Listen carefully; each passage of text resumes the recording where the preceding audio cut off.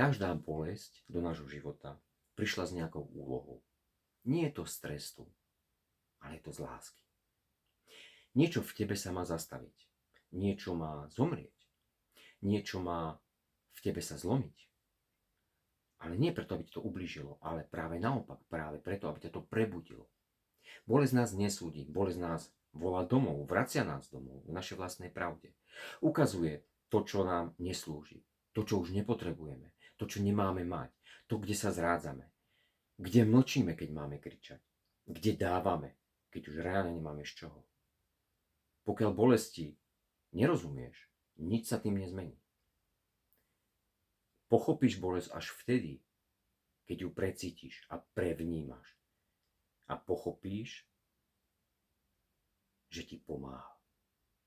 Takže uvedomíš si, že ťa neprišla zničiť, ale prišla ťa vlastne zachrániť. Práve preto jej začni naslúchať, počúvať.